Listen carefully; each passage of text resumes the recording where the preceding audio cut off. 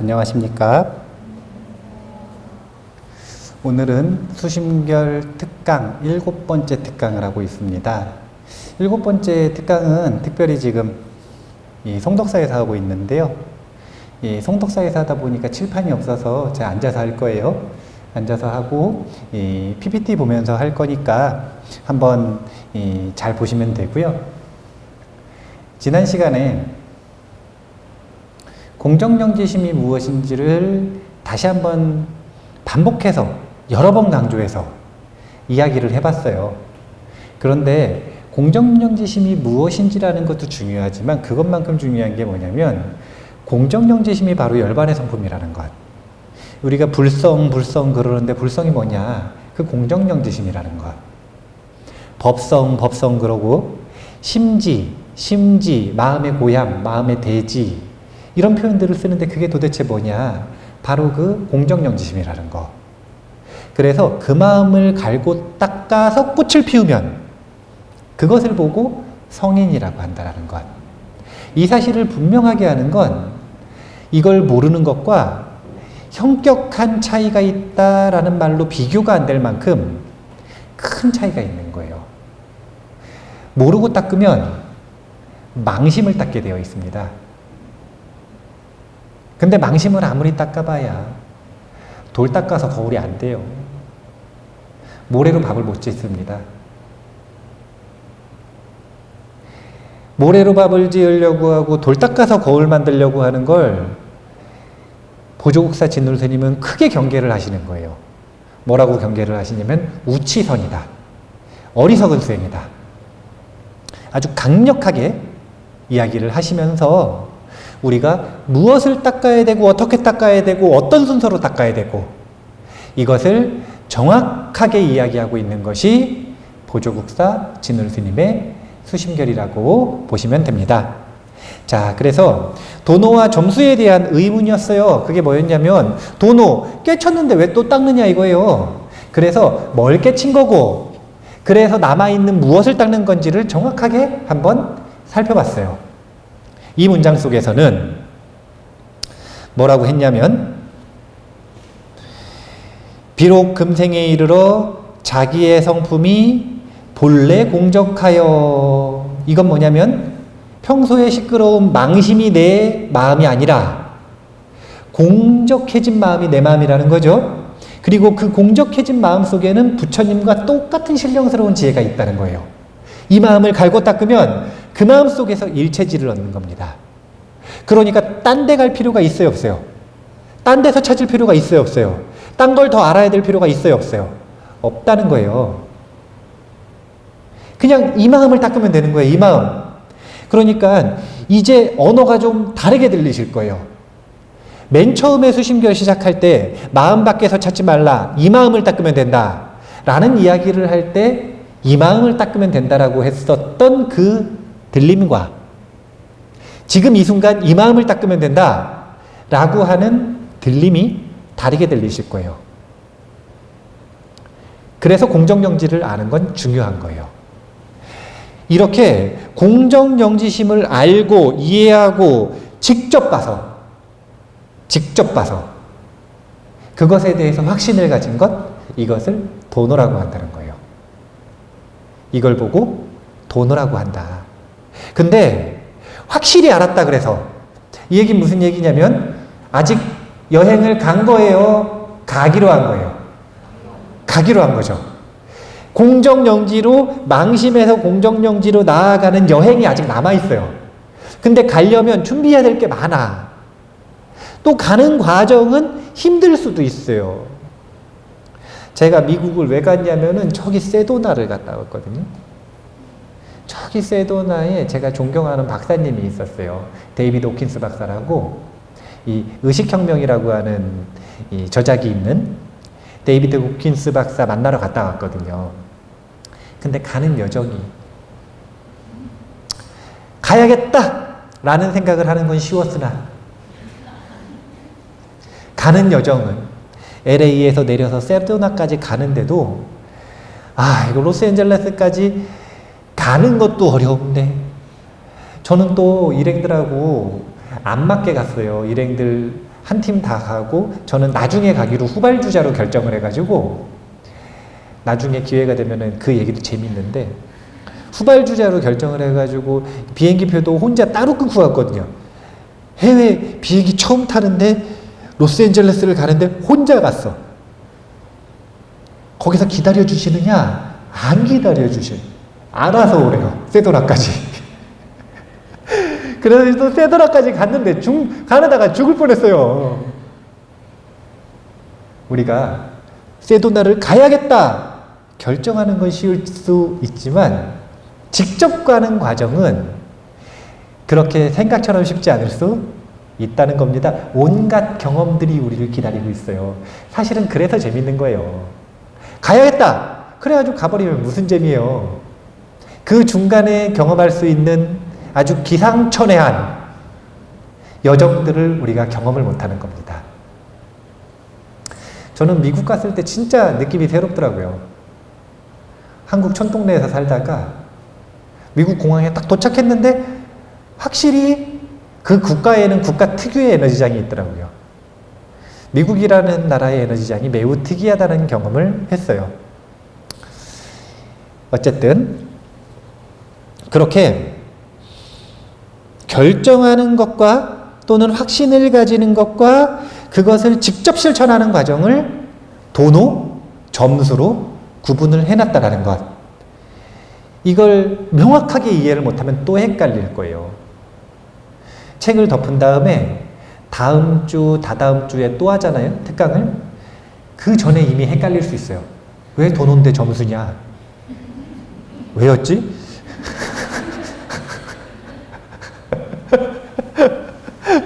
근데 이게 헷갈리면 수행의 길은 당연히 헷갈릴까요? 안 헷갈릴까요? 헷갈리겠죠. 이게 명확해도 수행의 길에 직접 들어가면 헷갈릴 수 있는데 이것조차 헷갈리면 안 되는 거예요. 그래서 제가 반복해서 다른 방식으로 또 이야기를 할 거예요. 견옥과 수옥이라고 하는 걸 알아두실 필요가 있는데 우리의 번뇌를 혹이라고 하는 단어로 표현을 합니다. 미혹했다 이런 뜻이에요. 미혹하다. 어리석음을 나타낼 때 혹이라고 하는 단어를 써요. 근데 이 혹에는 두 가지 혹이 있다는 거예요. 두 가지 혹이 있어요. 한 가지 혹은 견해로서의 미혹. 이건 뭐냐면 올바른 정보가 아니라 잘못된 정보를 알고 있는 거예요. 잘못된 정보. 견혹은 끊기가 쉽습니다. 잘못 알고 있는 걸 교정만 해주면 바로 끊는 거예요. 그러면 도노는 견혹일까요? 수혹일까요? 견혹이에요. 그래서 앞에서 얘기했잖아요. 뭐라 그랬냐면 사람들, 중생은 망심을 마음이라고 여기고 4대 육신을 자신의 몸이라고 여긴다고. 이게 지금 견혹, 잘못된 정보인 거예요. 그래서 올바른 정보로 바꿔줬단 말이에요. 근데 이걸 이해시키기가 굉장히 어려웠던 거죠. 그러니까 수심교를 여러 번 했잖아요. 지금까지 여러 번 했어요. 그래서 이해가 지금 된 척을 하시는데 다음번에 가면 또 어떨 수가 알 수가 없어요. 근데 그것을 이해시키는 과정이 오래 걸린다 하더라도 결국은 그걸 통해서 뭘 한 거냐면 견해를 바꾼 거예요. 그냥 우리의 몸은 이 육신이 아니라 법신이 몸이고 우리의 마음은 망심이 아니라 공정령지심이 마음입니다. 이렇게 견해를 딱 바꾸니까 어떻게 됐냐면 견혹이 끊어졌다 이거예요. 이걸 보고 도노라고 이야기를 하는 겁니다. 그런데 견해가 바뀌었다 그래서 아까도 이야기했지만 화내는 건 좋은 거예요? 나쁜 거예요? 나쁜 거죠. 나쁜가요? 나쁘다기보다는 고통스러운 거예요. 고통스러운 거. 왜냐면은 나쁜 거면은 잡혀가야 되잖아요. 안 잡혀가요? 화낸다고? 화낸다고 안 잡혀가고 말로 좀 심하게 하거나 손이나 주먹을 쓰거나 이러면 이제 도구를 들거나 이러면 잡혀가는 거예요. 화낸다고 잡혀가면 다 잡혀가야 돼요. 우리 지금 세상에 있는 아파트 다 감옥으로 바꿔야 돼요. 화내서 잡혀가면. 화낸다고 나쁜 건 아니고 고통스러운 건데 화내면 고통스럽다. 그래서 화를 그만 내야겠다라고 하는 견해가 생겼다고 하더라도, 올바른 견해가 생겼다고 하더라도 그 감정과 본능의 문제는 견해로서 끊어지는 게 아니라는 거예요. 그래서 수호, 오직 따끔을 통해서, 수행을 통해서, 반복적인 이 습을 통해서만 끊을 수가 있다는 거예요. 습관의 형성, 습관의 형성을 통해서, 습관의 형성을 통해서만 끊을 수 있다. 이런 걸 수혹이라고 그래요. 그래서 견혹을 끊는 걸 도노라고 하고, 남아있는 수혹을 끊어내는 과정을 점수라고 한다. 이렇게 배대해서 이해를 하셔도 좋습니다. 왜냐하면 도노 점수는 수심결이나 선가에서 이야기하는 거예요. 선수행할 때 이야기하는 용어거든요. 근데 견혹과 수혹은 불교 전반에 통용되는 용어이기 때문에 훨씬 일반적인 용어예요. 그래서 견혹과 수혹이라고 하는 단어에다 연결을 시켜놓으면 불교 전반을 통해서 도노 점수를 이해하기가 쉬워요. 그래서 제가 연결을 시켜드린 거예요. 자, 그러면은 이런 질문이 될 수 있어요. 용어를 또 바꾸면. 앞부분에서 뭐라 그랬냐면, 물로 깨쳤는데 계급이 없다면서 왜 다시 닦아서 익혀야 됩니까? 이렇게 질문을 했죠. 자, 성인이 돼서 깨쳤어요. 그러면 더 닦을 것이 없게 느껴질 수도 있죠. 그러니까 어떤 질문을 할 수 있냐면, 수다원은 성인이라고 했단 말이에요. 수다원부터 성인이에요. 사다함, 아나함, 아라한. 수다원, 사다함, 아나함, 아라한은 어떤 차이가 있냐면 공정영지가 얼마나 밝은가의 차이가 있어요. 금강경 용어로는 무의의 힘이 얼마나 깊은가의 차이가 있어요. 초기 불교의 용어로는 무아를 얼마나 깊게 아느냐의 차이가 있어요. 무아를 얼마나 깊게 아느냐, 이것은 중도의 자리에 얼마나 강렬하게 머무르냐, 이런 용어인 거예요. 근데 수다원부터 분명히 성인이라고 부처님이 하셨단 말이에요. 그런데 수다원 다음이 있죠. 그 다음도 있죠. 그 다음도 있죠. 그럼 성인이 됐는데 닦아야 되는 계급이 있는 거예요, 없는 거예요? 있죠? 다음으로 닦아서 더 배워야 되는 게 있는 거예요, 없는 거예요? 있죠? 그러니까 이런 의문이 새삼스러운 게 아니라는 거예요, 사실은. 초기 불교부터 충분히 있을 수 있는 의문이에요. 왜냐하면 수다원이 됐으면 성인이 됐는데 뭘 더 배우고 뭘 더 닦아야 됩니까? 왜 성인엔 차별이 있습니까? 이런 의문을 얼마든지 가질 수 있다는 거예요. 구조가 똑같은 구조라는 거예요. 똑같은 구조. 이제 수다원 같은 경우에는 아까 우리 배웠었던 용어를 써서 이야기를 하면 견혹은 끊어졌지만 수혹은 남아있는 겁니다. 견혹은 끊어졌지만 수혹은 남아있는 것. 이런 상태를 수다원이라고 하는 거예요. 자, 그러면 수다원은 무아에 대해서 알까요, 모를까요? 무아는 왜 무아라고 할까요? 아까 얘기했잖아요. 자, 지금 제가 보니까 공정영지가 안 살아나는 것 같아요. 공정영지가 살아났다면 자신의 배경지식인 스키마가 활성이 돼서 지금 수심결 특강을 7번을 하는 동안 배웠었던 그 개념들이 활성화가 돼서 지금 막 연결이 막 이 시냅스가 막 이렇게 막 연결이 이렇게 되면서 머리가 전기가 팡팡팡팡 튀어야 되는데 지금 보니까 얼굴들이 팡팡 튀는 얼굴이 아니에요.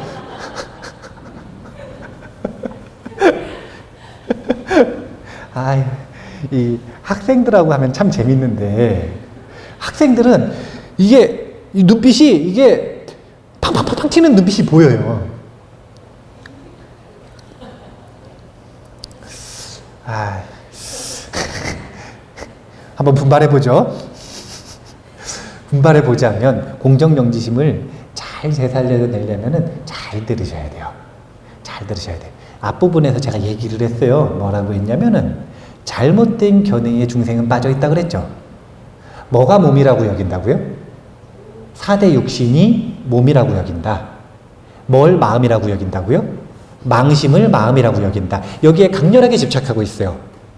이걸 초기 불교 용어로는 오온을 나라고 여긴다라고 표현하는 거예요. 근데 이걸 수심결에서는 육신을 나라고 여기고 그 다음에 망심을 나라고 여긴다? 이렇게 표현을 한 거예요. 말이 조금 바뀐 거라.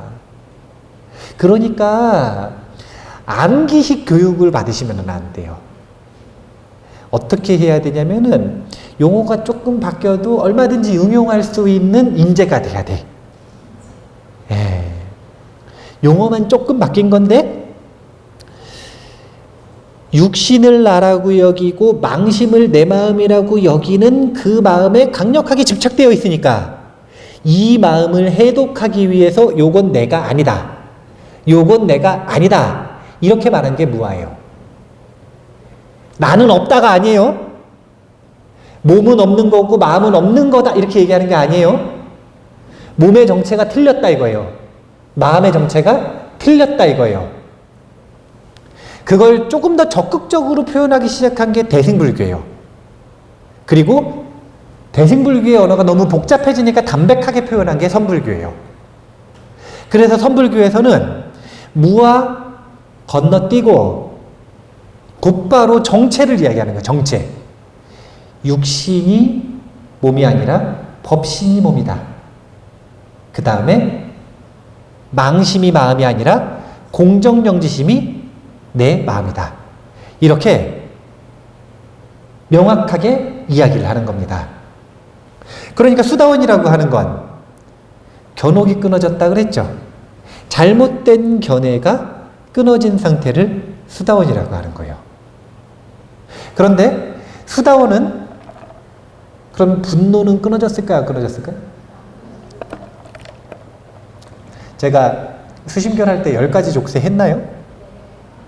헷갈려. 금강경에서 했는지 이게 수심결에서 했는지 소참법문 할 때 했는지 헷갈려가지고 이걸 또 해도 되는 건지 만 건지 막 그러는데 했어요?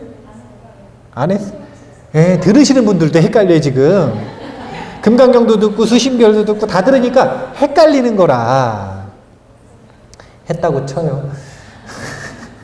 근데 했다고 치는데 수다원은 분노가 그대로 남아있어요. 경전 한번 읽어보세요.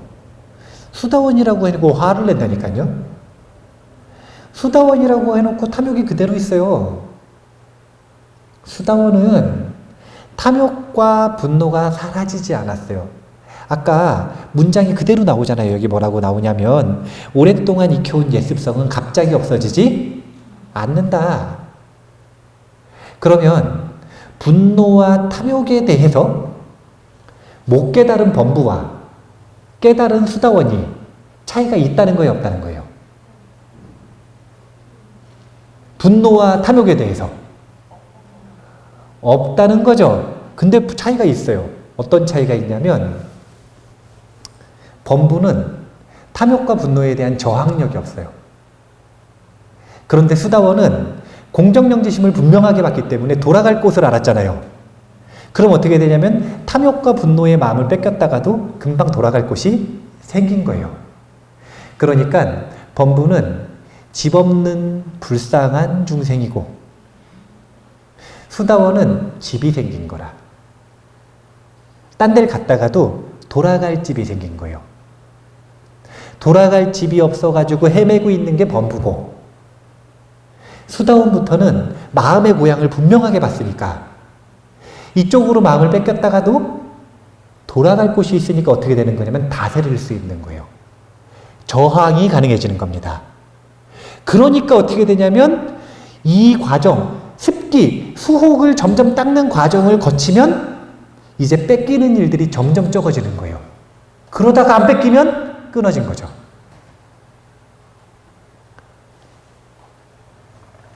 금강경 할 때 하겠지만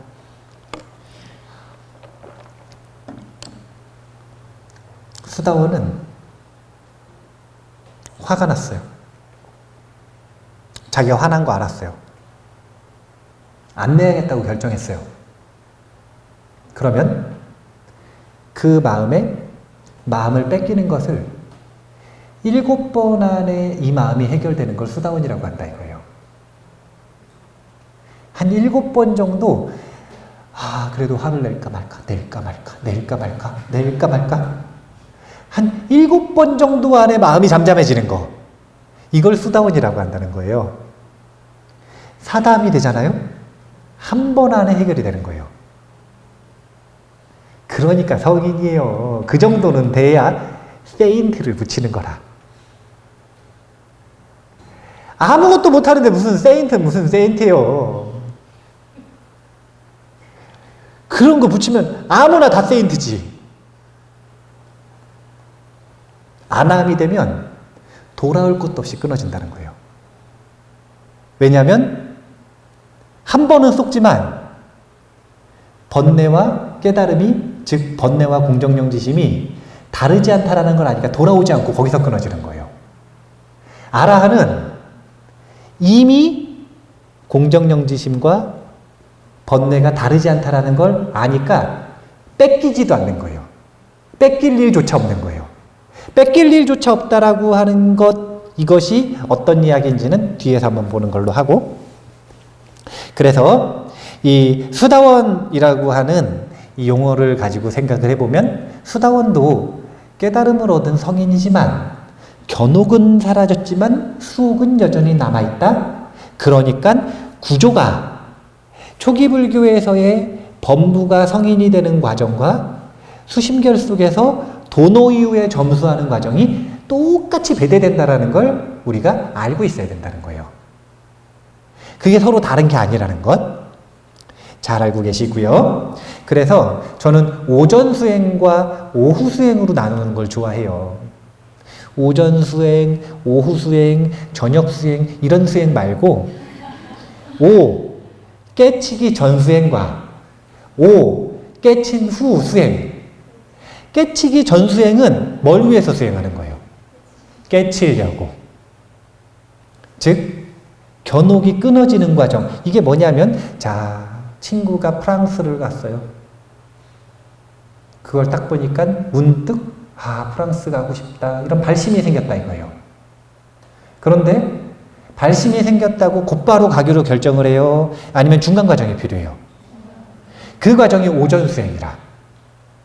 그래서 확실히 가기로 결정을 딱 해서 이제 뭐가 필요한지 준비물도 다 갖춰가지고 비행기표까지 딱 끊어버렸어요. 그럼 이제 도노를 했네요? 그럼 이제 직접 가야죠. 오후 수행이 필요한 거죠. 그래서 오전 수행과 오후 수행으로 나누는 걸 좋아하는데, 원문에서 이렇게 얘기합니다. 그러므로 좋고 나쁜 경계를 만나서 즐거워하고 짜증내며 옳고 그르다는 생각이 불처럼 일어났다 없어졌다 하여 객관 대상에 끄달리던 번뇌가 그전과 다름이 없다. 이게 무슨 얘기냐면, 도노해도 그전과 다름이 없다 이거예요. 수다원이 돼도 객관 대상에 끄달리는 번뇌가 그전과 다름이 없다. 그러니 만약 지혜로서 더욱 공들이고 노력하지 않으면 어찌 무명을 다스려 크게 쉬는 완전한 경지에 이를 수 있겠는가.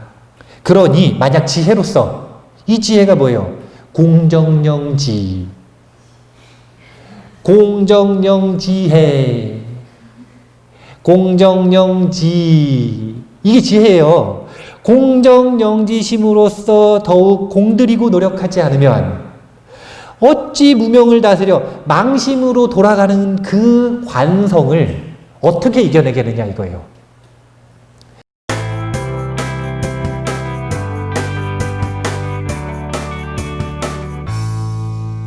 사람이 쉽게 안 변해요.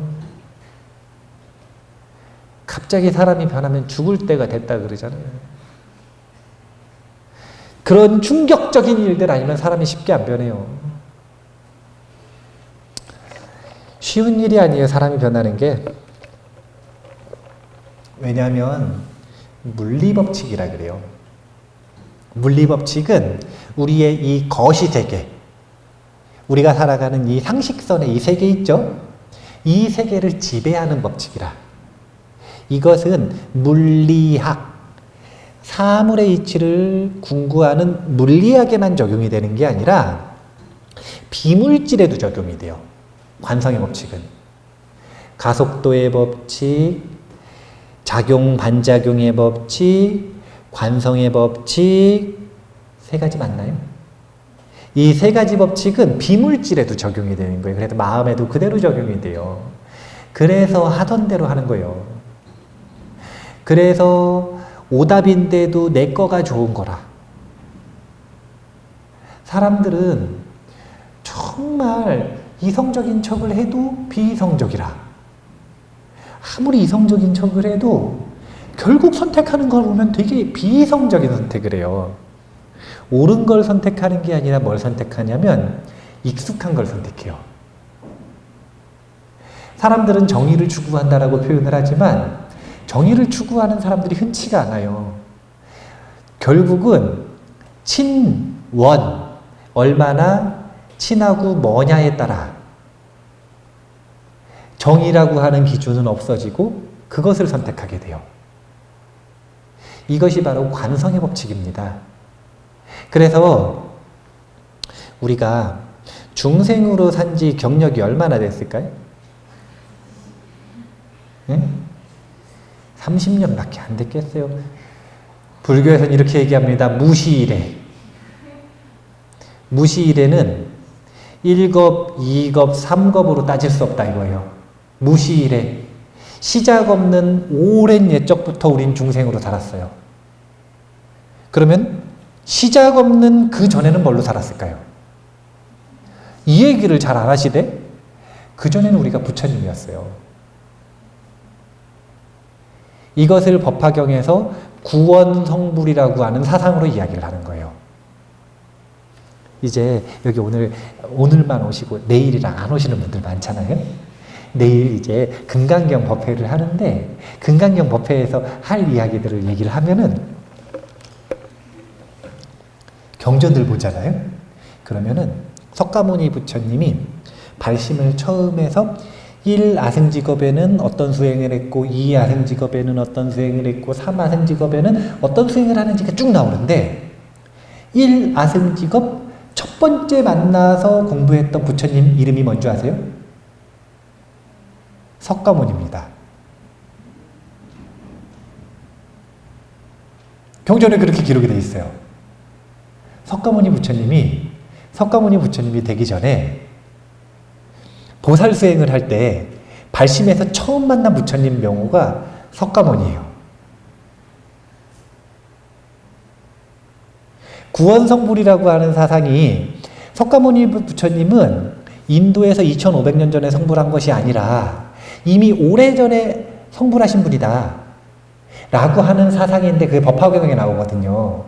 근데 법화경에서 아무 근거 없이 얘기한 게 아니에요. 그런 사상이 이미 있어요.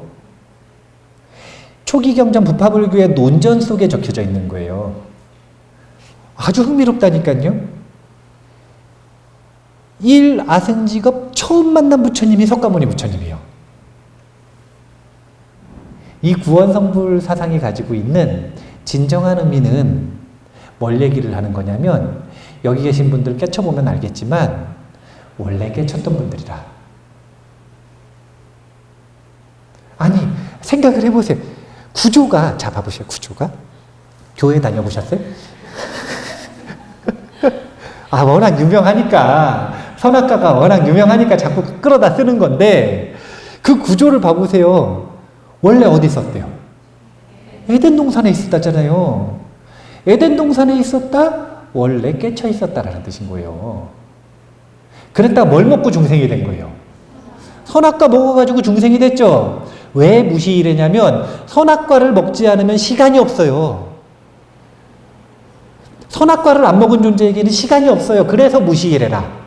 시간이 없을 때 선악과를 먹은 다음에 시간이 생겼는데 그 먹기 직전의 시간을 어떻게 계산을 하느냐 이거예요. 시간이 없는데. 그래서 무시이래라고 표현을 하는 거예요. 재미없어요? 난 이런 얘기가 참 재밌던데. 참 우리가 구조를 보면 똑같은 구조라니까요. 우리가 차 안에서 있다가 피 안으로 나아간다 그러잖아요.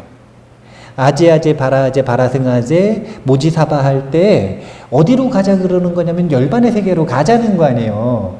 그러면 열반의 세계로 왜 갈 수 있느냐? 원래 거기서 왔으니까 가는 거예요. 이게 바로 대승의 사상이에요. 이게 바로 대승의 사상입니다.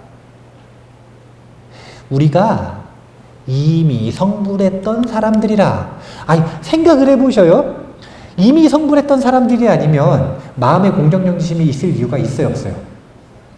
없지. 없지. 어떻게 있어요? 아무것도 없어야지. 아니, 생각을 해보세요. 원래 거지면 가지고 있는 게 있어요, 없어요? 없어요. 근데 원래 왕자로 태어났는데 자기가 거지라고 알고 살면 가지고 있는 게 있어요, 없어요? 자기는 없다고 생각하지만 있는 거 아니에요. 그래서 자기가 가지고 있는 걸 발견하기만 하면 그 사람은 곧바로 왕자가 되는 거예요. 언제까지 불쌍하게 살 거예요? 중생은 도대체 언제까지 모자란 사람으로 살아야 되고, 언제까지 불쌍한 사람으로 살아야 되고, 언제까지 애써야 사랑받는 사람으로 살아야 돼요. 불교에서 이야기하는 자존감 그리고 자정체성이라고 하는 건 단순히 무아로 표현하는 게 아니에요. 대승불교에서는 그것에서 한 발짝 더 나아가서 무아가 된 자리에 뭐가 있느냐 이거예요. 그것은 다름 아니라 열반의 성품을 회복한 부처님이 남는다는 겁니다. 우리가 원래 부처님하고 똑같구나, 이렇게 견해가 바뀌는 거, 이걸 도노라고 하고, 근데 거지가 내가 원래 왕자였구나 라는 걸 인정했다 그래서 갑자기 왕자처럼 말하고 왕자처럼 행동하고 왕자처럼 생각해요? 아니요. 피나는 노력이 필요해요. 고귀한 가문에 어울리는 신구이 삼업을 배우기 위해 피나는 노력을 필요로 해요. 그 노력이 뭐냐면 습관을 바꾸는 과정, 점수입니다. 이해가 되시죠? 얼마나 쉽게 얘기합니까? 자, 이 상식 하나 알려드릴게요. 상식. 분노에는 3요소가 있다. 이거 왜 알려드리냐면 화를 참 잘 내셔. 그리고 화내고 후회하고, 화내가지고 삶을 말아먹을 수가 있어요. 분노는 시한폭탄이기 때문에 분노는 최대한 다스리기 위해 노력을 해야 되는데, 이 분노에는 3요소가 있다라는 걸 알아야 돼요. 이 세 가지 조건이 갖춰져야만 분노가 일어나는 겁니다. 그러니까 동양 사람들은 참 지혜가 있어.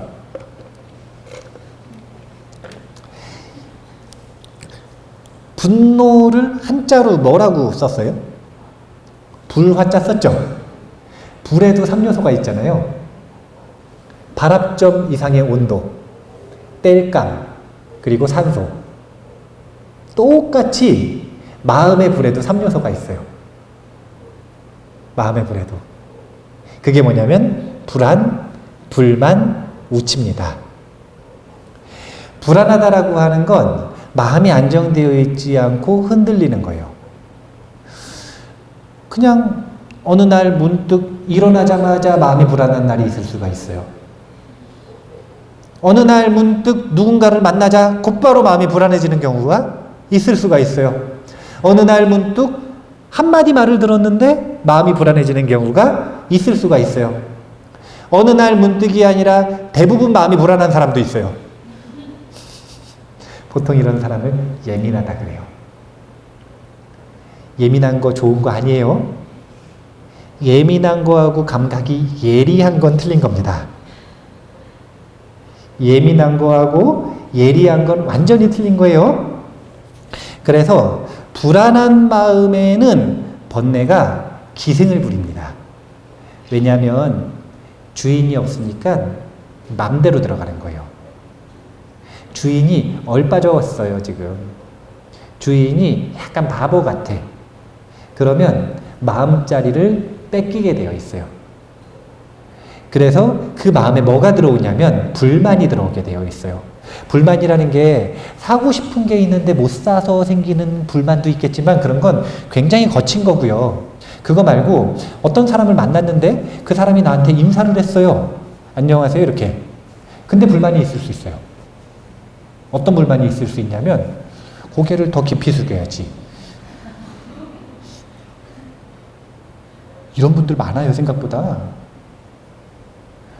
절에 다니는데 어떤 분들은 이런 불만이 있어요. 어떤 불만이 있냐면 관광객이 왔어.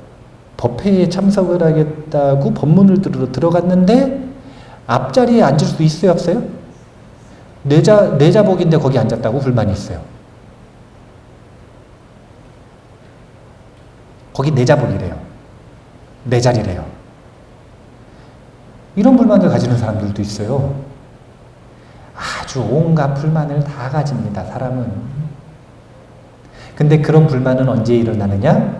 마음이 흔들릴 때 일어난다. 이건 무슨 뜻이냐면 마음이 안정된 사람이 똑같은 상황을 맞이했을 때 마음에 불만이 생길까요? 안 생길까요?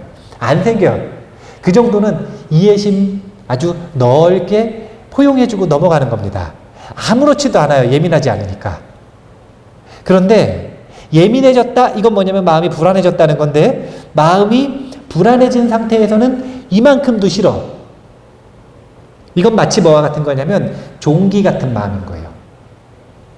여기에 맨살이에요. 맨살. 맨살을 이렇게 톡 치면 아파요? 안 아파요? 안 아프죠? 근데 여기에 종기가 이렇게 찼어요. 그러면은 가사를 톡 건드려도 아플까요? 안 아플까요? 바람만 지나가도 아파요. 이렇게 불안한 마음은 종기 같은 마음을 만드는 거예요. 이럴 때는요, 어떤 상태냐면 아무나 걸려봐라 이런 상태예요. 나는 지금 화내고 싶다. 그러니 아무나 걸려봐라. 근데 안타깝게도 보통 이럴 때 누가 걸리냐면 가족들이 걸려요. 이유는 간단한데 첫 번째 가족을 제일 자주 보고 두 번째 가족이 제일 만만하니까. 그래서 가족끼리 원한이 그래 많은 거예요. 서로 분노를 쏟아붓고 사니까. 얼마나 안타까운 일입니까? 가족은 서로 사랑을 해야 되는데 서로 분노를 주고받아요. 그래서 시한폭탄 왔다 갔다 하는 게 가족 오락관인가 봐요. 예전에 서로 시한폭탄 왔다 갔다 하는 거 그 가족 오락관에서 했잖아요. 가족 오락관이 똑같아. 삶의 가족 오락관이 분노의 시한폭탄을 막 주고받고 막 그러다가 한 명이 터뜨리고 똑같아. 참. 우리가 분노의 3요소를 정확하게 알아야 돼요. 그래야 뭘 할 수가 있냐면 이것을 견옥의 차원이 아니라 수옥으로 나아가서 다스릴 수 있는 실질적인 정보가 되는 거예요. 마음이 불안한 건 수옥이에요. 이건 견해가 아니잖아요. 마음에 불만이 가득 찬 것도 견옥이 아니라 수옥이에요. 왜냐면 악습이거든요, 이거는. 근데 우치는 견옥이에요. 우치가 뭐냐면 정당한 분노가 있다는 것. 내가 화내는 건 정당하다는 것. 이건 정의로운 분노라는 거. 아이고. 인류가 얼마나 오랫동안 그 생각에 놀아났는지 몰라요. 세상에 정당한 분노는 없어요. 우리가 원수라고 생각하는 그 사람은 피해자입니다. 내 고름 같은 성격을 받아준 피해자. 그 사람은 진짜 사실은 재수없게 걸린 거라. 만약에 내가 불안하고 불만이 가득 차 있을 때 그 사람이 없고 다른 사람이 있었으면 그 사람이 원수가 되는 거예요. 이 사람이 아니라. 그 사람은 진짜 불쌍한 거라. 왜냐면 나랑 관계에서 만만한 사람이거든요. 이 얘기는 뭐냐면 권력을 가지고 있지도 않고 나의 관계에서 나와의 관계에서도 금전관계도 특별히 없는 거예요. 사람들이 제일 무서워하는 게 권력과 금전인데 권력이 걸려 있어요. 그 사람이 나보다 높아요. 그럼 그 사람한테 화 못 내요. 여기서 참고 어디 가냐면 나랑 평등하거나 나보다 낮은 사람한테 가서 원수라 그러면서 내는 거예요. 나랑 사업상 계약을 맺어야 되는 사람이에요. 화내가지고 실수하면 큰 손해를 보게 돼 있어요. 그럼 이를 악물고 참습니다. 심지어는 뇌가 자기를 속여요. 분명히 화가 나야 되는 상황인데 그 상황에 화가 안 나는 거예요. 돈을 잃을까 하는 두려움이 분노를 이긴 거예요. 근데 이건 분노가 없어진 게 아니라 눌러놓은 거기 때문에 금전관계 없는 사람한테 가가지고 이제 화를 냅니다. 우리가 수없이 그렇게 모함을 사람들을 해오고 산 거예요. 네가 나의 원수다라고. 네가 나의 원수가 아니라 내가 그 사람의 원수예요. 세상에 정당한 분노는 없다. 이게 이제 견옥이니까 이것부터 시작이라는 거예요. 이것을 이해하는 게 쉬운 일일까요? 어려운 일일까요? 세상에 정당한 분노는 없다. 이 말을 이해하는 게 쉬울까요? 어려울까요? 쉽긴 뭘 쉬워요. 정당한 분노는 없다. 그리고 집에 가서 또 화낸단 말이에요. 정당한 분노는 없다. 그러고서 마음이 불안해지면 정당한 분노는 없다. 다 잊어버렸어. 머리에서 싹 사라져요. 그러고서 뭐라고 생각하냐면 지금 화 안 내면 손해본다. 지금 화 안 내면 바보처럼 보인다. 지금 화 안 내면 큰일 난다. 그래가지고 정당하다고 화를 냅니다. 이해하는 게 결코 쉬운 거 아니에요. 제가 청주용화사에서 이 분노 수업 가지고 16시간인가 22시간을 강의를 해봤는데 끝까지 저항이 강하더라고요. 22시간을 써가지고 제가 얘기를 했는데 제가 똑같은 얘기를 계속 반복해요? 아니면은 마치 이 지구본을 돌려서 보듯이 똑같은 이야기를 이렇게 얘기하고 저렇게 얘기하고 이 주제로 얘기하고 저 주제로 얘기하고 온갖 방법으로 이야기를 해도 나중에는 정당하대. 쉽지 않은 일이에요. 하지만 저 분노에 대한 도노가 없으면 불안과 불만과 분노라고 하는 수옥을 다스리는 여행은 시작도 못하는 게 바로 행복의 길이에요. 녹록지 않습니다. 쉬운 길 아니에요. 하지만 원리는 쉽죠. 얼마나 쉽습니까? 한 문장이에요. 정당한 분노는 없습니다. 어려워요? 얼마나 쉬워요. 정당한 분노는 없습니다.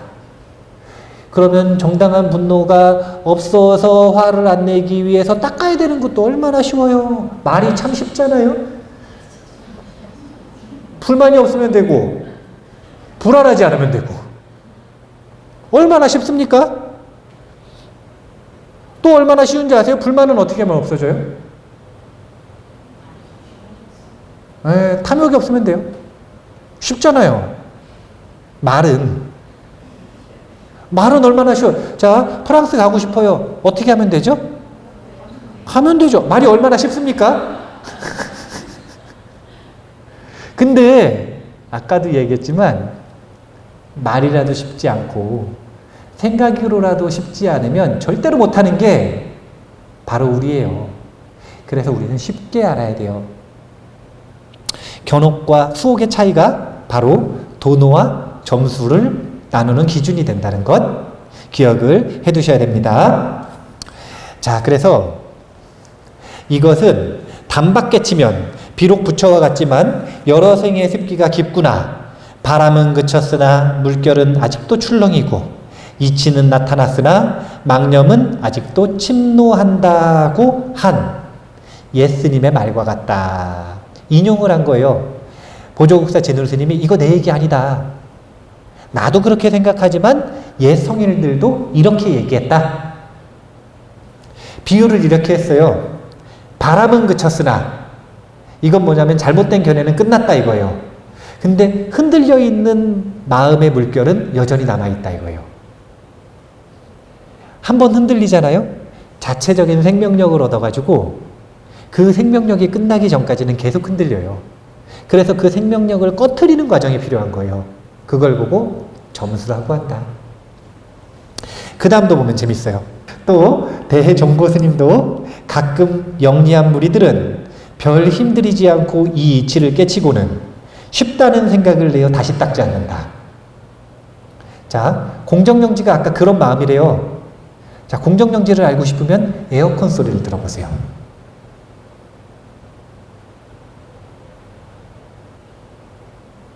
마음이 고요해졌나요? 공정? 거기다가 신령스러운 지혜를 발휘할 준비가 돼 있을 거예요. 그 마음이 공정영지예요. 쉬워요? 어려워요? 쉽죠? 이렇게 쉽게 알려줬더니 뭐라고 생각을 하는 거냐면 영리한 사람들은 그게 뭐야? 그게 다야? 이게 다야? 이런 생각을 하고는 수행을 하지 않는다는 거예요. 그럼 어떻게 되냐면 그대로 세월이 가면 깨치기 전처럼 도노를 하기 전처럼 그것과 아무런 차이가 없이 그냥 유랑하며 윤회를 면하지 못한다 라고 하셨다. 그래서 제가 반복해서 강조하는 거예요.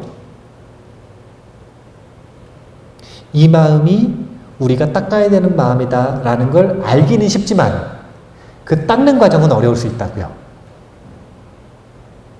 반복해서 강조를 하는 겁니다. 이건 닦으라는 거예요? 닦지 말라는 거예요? 닦으라는 거죠. 그 닦는 과정이 굉장히 중요해요. 그러니 어찌 한번 깨친 것으로 닦은 것을 버릴 수 있겠는가. 그러므로 깨친 뒤에도 오래 비추고 살펴서 호련히 망념이 일어나면 따르지 말고 덜고 덜어서 무위에 이르러야 비로소 구경이니 천하 모든 선지식의 깨친 뒤에 소먹이는 행위 바로 이것이다. 그러니까 이제 사이비교주가 탄생하는 이유를 알려드릴게요.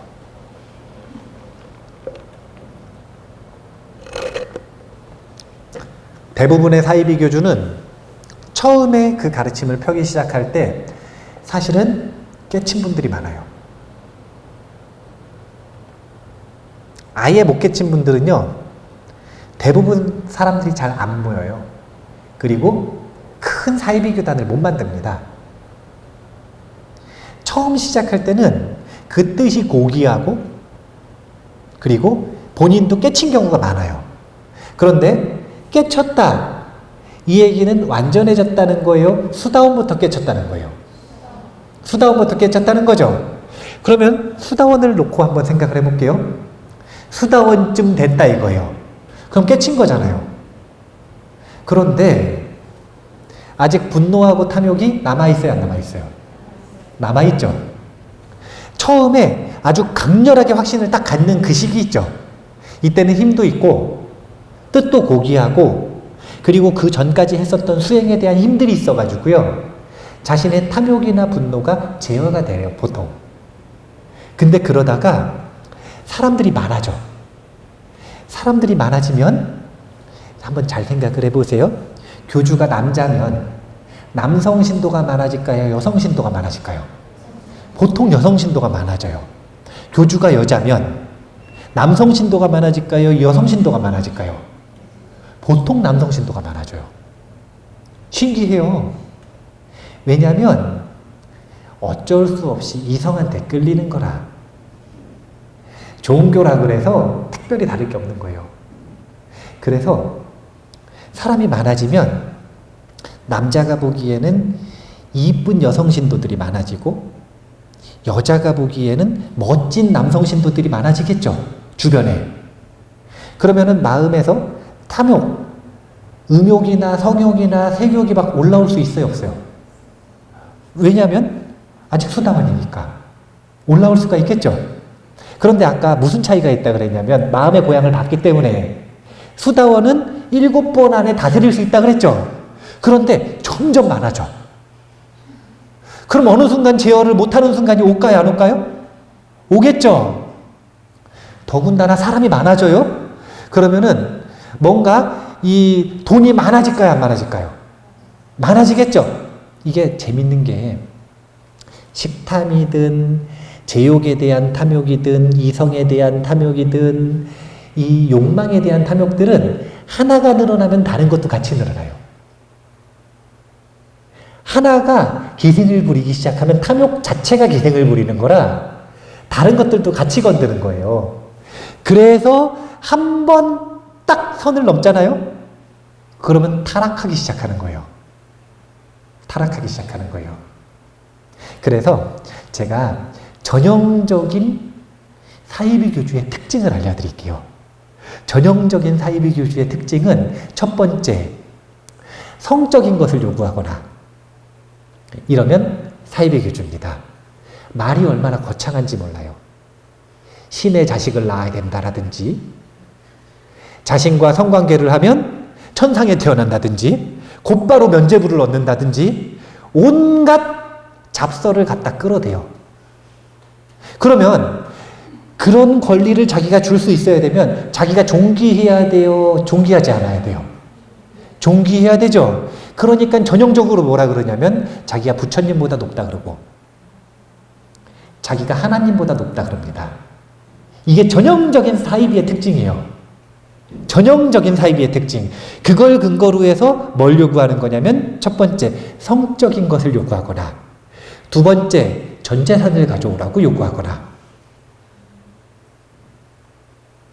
가장 타락하기 쉬운 욕구가 두 가지예요. 첫 번째, 성적인 것. 두 번째, 재산, 재물에 대한 것. 이 두 가지가 성인조차 타락시키는 겁니다. 그 사람이 처음부터 그랬던 거 절대 아닙니다.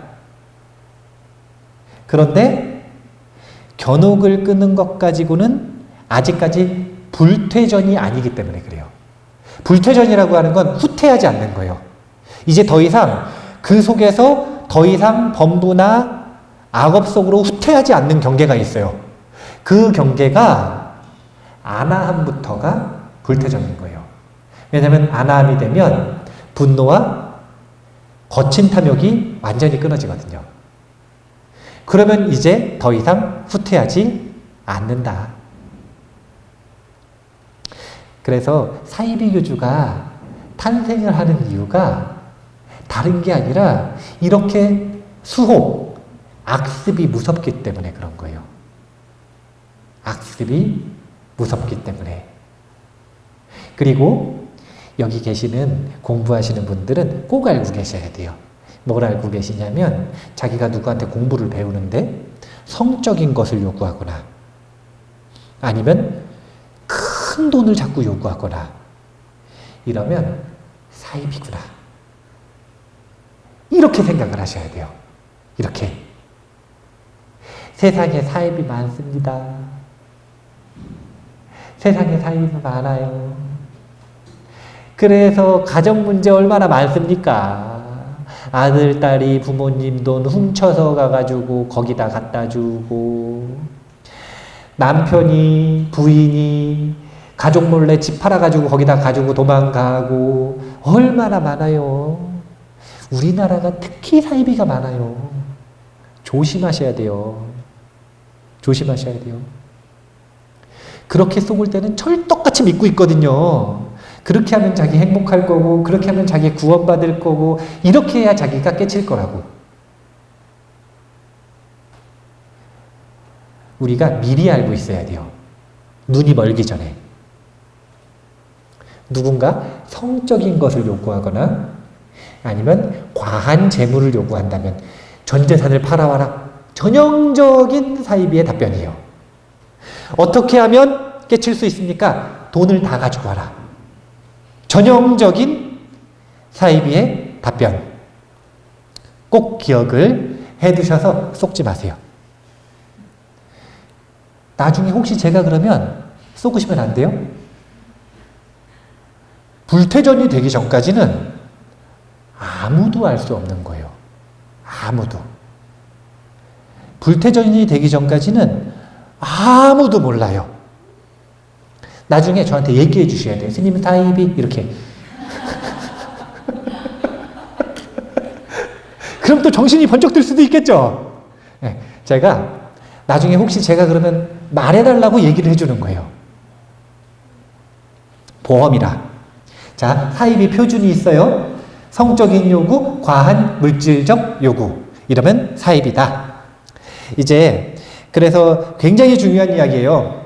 비록 뒤에 닦는다 하지만 이미 망념이 본래 공하고 마음의 성품이 청정한 것을 먼저 깨쳤기 때문에 악을 끊어도 끊을 것이 없으며 선을 닦아도 닦을 것이 없으니 이것이 바로 참다운 닦음이며 참다운 끊음인 것이다. 그러므로 온갖 행을 다 닦지만 오직 무념으로 기본을 삼는다 하셨다.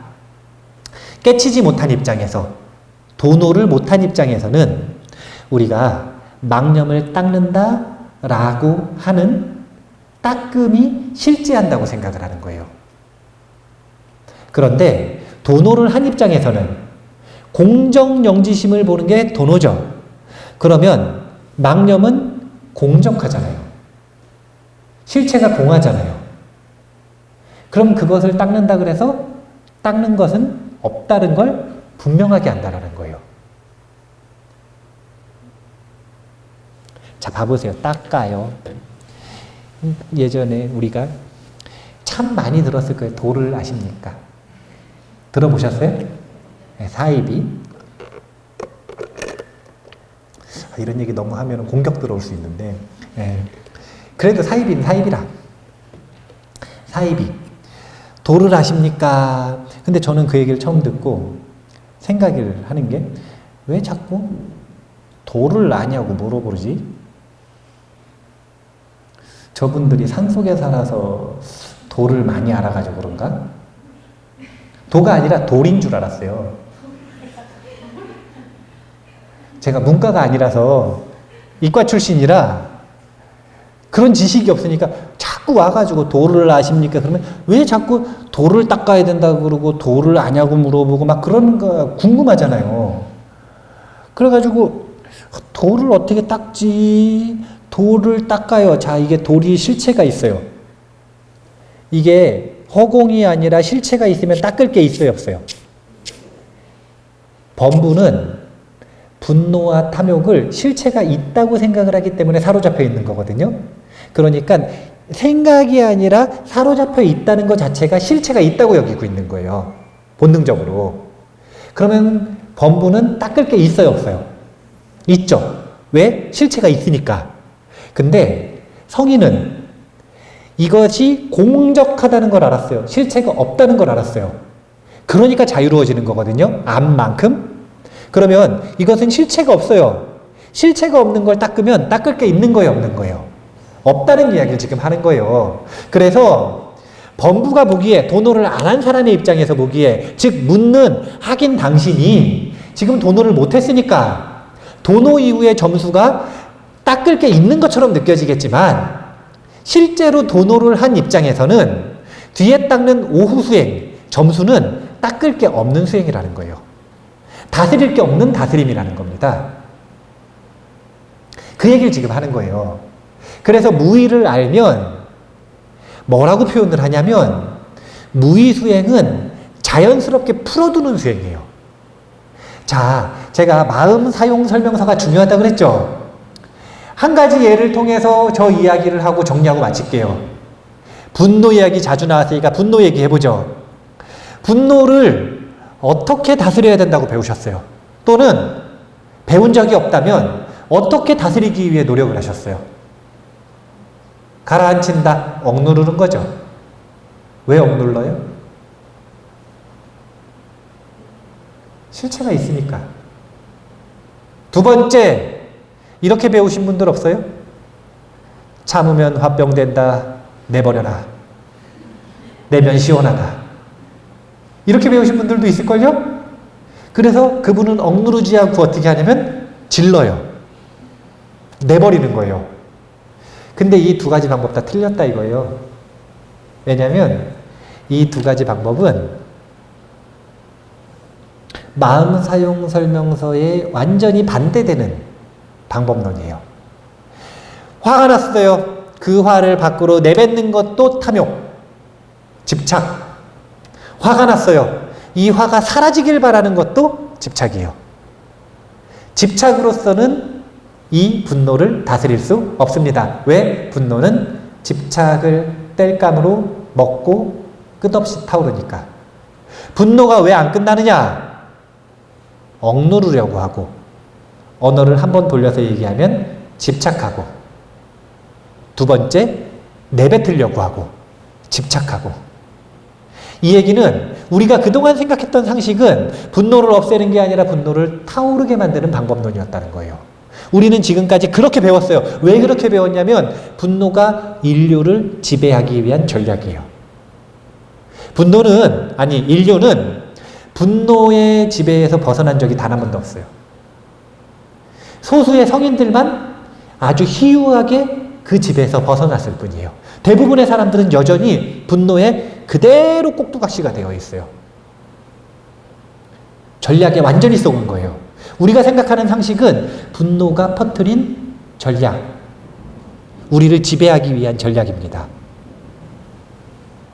어떻게 해야 되냐면요, 반대예요.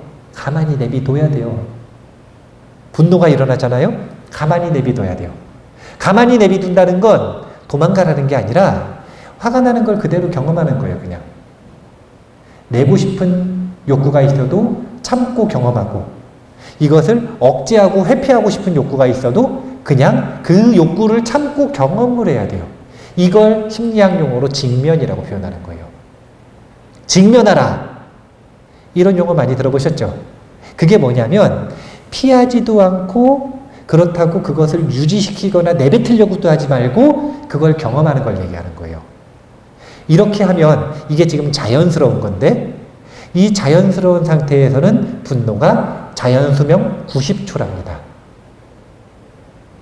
우리가 가지 말라고 붙잡지 않으면 분노는 90초 안에 가는 거예요.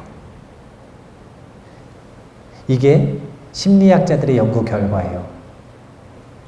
분노가 90초 안에 끊어지면 수다원쯤 안 될까요? 화가 나지만 화에 빠졌다가도 90초 안에 끊어지면 그쯤 되면 수다원 해도 되지 않나요?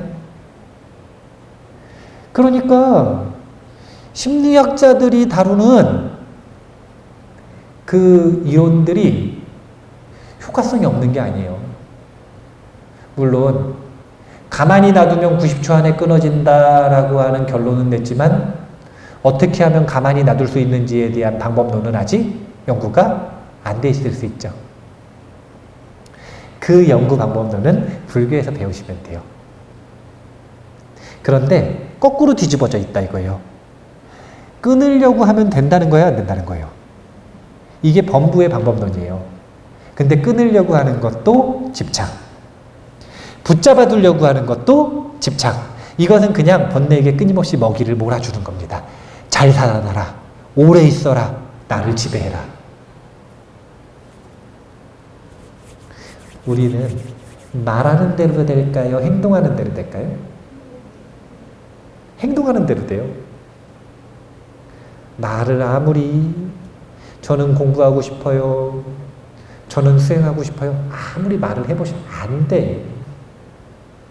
어떤 사람은 이렇게 얘기할 수도 있어요. 아우 저는 수행 진짜 싫어요. 그러면서 계속 수행할 수 있죠. 그런 사람들 얼마든지 있잖아요. 우리 전에 특히 많아요. 자기는 수행 싫대요. 재미도 없대요. 근데 보면은 계속 와요. 그리고 수행 계속 하거든요. 그러면 나는 수행하고 싶어요 라고 말하는 사람의 삶이 바뀔까요? 아니면은 나는 수행하기는 싫은데 수행을 계속하는 사람의 삶이 바뀔까요? 후자가 바뀌어요. 후자의 삶이 바뀌는 거예요. 말하는 대로 되는 게 아니라 하는 대로 된다. 그래서 우리가 저 끊으려고 하는 것, 잡으려고 하는 것, 이런 오류에서 벗어나서 도노를 중요시 여기는 이유가 뭐냐면, 그래야만 올바른 마음 설명서 매뉴얼을 그대로 실천할 수가 있다는 거예요. 그래서 나중에는 저 무의수행을 하면 그냥 자신의 마음을 풀어둡니다. 수다원부터는 저 마음을 그냥 풀어두면 돼요. 풀어둔다는 건 무슨 뜻이냐면 화나면 화나는 대로 둔다는 거예요. 수다원은 성욕이 일어날 수 있어요, 없어요? 있죠. 성욕이 일어나면 일어나는 대로 두는 거예요. 탐욕도 일어날 수 있어요, 없어요? 있죠. 일어나면 일어나는 대로 두는 거예요. 심지어 깨어있지 못하고 멍해지는 순간이 올까요, 안 올까요? 얼빠지는 순간이 오겠죠. 얼빠지면 얼빠진 대로 두는 거예요. 그렇게 하면 자연스럽게 지나가 버릴 일을 왜 붙잡고 난리를 쳐서 그렇게 번뇌로부터 고통을 겪느냐. 이게 바로 오후 수행의 특징입니다. 근데 오전 수행하시는 분들은 이렇게 하면 안 돼요.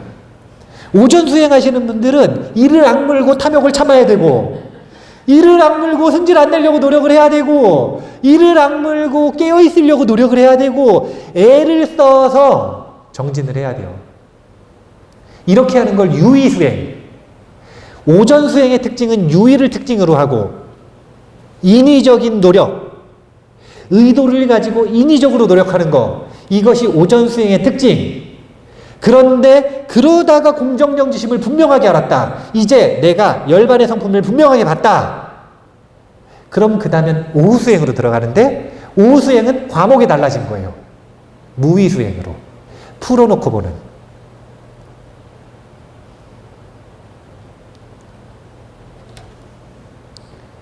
나중에 무의 수행을 시작하시면 오늘 법문이 아주 재밌었다는 걸 아시게 될 거예요. 제가요, 저도 수행을 해보고, 다른 분들 수행 지도도 해보고, 도반들 수행하는 것도 보고, 선배들 수행하는 것도 보고, 보니까 대부분의 수행자는 똑같은 여정을 겪더라고요. 그게 뭐냐면, 처음부터 불교는 정답을 얘기해줘요. 진짜 신기한 종교예요. 다른 종교는 숨겨놓는 것들이 있어요. 비전. 이거는 누구한테 주냐면, 말 잘 듣는 사람한테 줘요. 말 잘 듣는다, 이거는 스승의 성향에 따라 틀리겠죠. 약간 사이비 같으면 성적인 욕구를 들어주거나, 아니면 돈을 많이 가져오거나, 아니면 자기를, 명예를 드높여주거나, 온갖 이유들이 마음에 드는 이유가 있겠죠. 그 사람들에게만 주겠다고 숨겨놓는 비전이 있어. 이 비전은 왜 숨겨놨어요? 이것까지 보여주면은 욕구를 안 들어줄까봐. 이거는 숨겨놓는 거라. 이건 자기 재산이라. 근데 부처님은 선언을 하셨어요. 뭐라고 선언을 하셨냐면, 스승의 주먹 안에 숨겨진 가르침은 없다. 본인은 모두 다 펴서 보여줬다 이거예요. 언제부터? 처음 만났을 때부터. 그런데 정말 흥미로운 건, 모든 수행자가 아무리 처음부터 정답을 얘기해줘도 의심을 일으켜서 딴 데 가요. 의심을 일으켜가지고 딴 걸 봐요. 의심을 일으켜가지고 딴 걸 배워요. 의심을 일으켜서 한참 저기를 가요. 그래서 모든 수행자의 공통된 길은 돌고 돌고 돌고 돌다 다시 여기로 와요. 한 번에 끝나면 참 좋은데, 또 돌고 돌고 돌다가 다시 여기 와요. 돌고 돌고 돌다가 다시 여기로 와요. 그래서 대부분의 수행하시는 분들이 보면, 돌고 돌다가 어느 순간 정신을 차려보니까, 아, 그때 그게 정답이었구나 하다가 또 속아가지고 한참을 또 돌고 돌다가, 아, 그게 정답이었지? 이게, 이 여정이, 이 시간 낭비가 빨리 끝나려면 뭐에 대한 확신이 있어야 되냐면, 공정정지심에 대한 확신이 있어야 됩니다. 공정정지심을 닦는 거 어려운 거 아니에요. 어려운 거 아니에요. 그냥 깨어있으라 이거예요. 방법이 얼마나 쉽습니까? 자, 에어컨 소리 들어보세요. 이거 뭐냐면, 에어컨 소리 알아차리세요. 이건 무슨 얘기냐면, 사띠를 개발하세요.